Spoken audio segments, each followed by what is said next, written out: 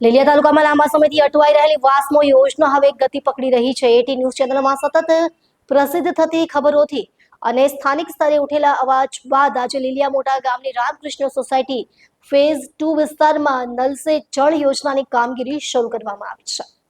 આ યોજનાનું ખાતમુહૂર્ત લગભગ 1.5 માસ પહેલા કરવામાં આવ્યું હતું, પરંતુ કામગીરી કરવામાં વિલંબ થતા સ્થાનિકોમાં સંતોષ જોવા મળી રહ્યો હતો। આ દરમિયાન આમ આદમી પાર્ટીના લીલિયા તાલુકા પ્રમુખ વિજયભાઈ વિરાણી દ્વારા સતત પ્રયાસો હાથ ધરવામાં આવ્યા હતા। તેમણે વારંવાર લાગતા વળગતા અધિકારીઓ સમક્ષ મૌખિક અને લેખિત રજૂઆતો કરી હતી, જેથી લીલિયા નગરજનોને વહેલી તકે ઘરે ઘરે પાણી મળી રહે। આ મુદ્દે એટી ન્યૂઝના રિપોર્ટર દીપકભાઈ ભટ્ટ દ્વારા સતત સમાચાર પ્રસારિત કરવામાં આવ્યા હતા, જેને કારણે પ્રશ્નને વધુ ગંભીરતાથી લેવામાં આવ્યો હતો। ગઈકાલે લીલિયા તાલુકા સ્વાગત કાર્યક્રમમાં પણ આ મુદ્દો ઉઠાવવામાં આવ્યો હતો, જેમાં તાલુકા વિકાસ અધિકારીએ 2 દિવસમાં કામગીરી શરૂ કરવાની ખાતરી આપી હતી। જોકે આપવામાં આવેલા સમય પહેલા જ યુદ્ધના ધોરણે કામગીરી શરૂ કરવામાં આવતા સ્થાનિકોમાં ખુશીનો માહોલ જોવા મળી રહ્યો છે।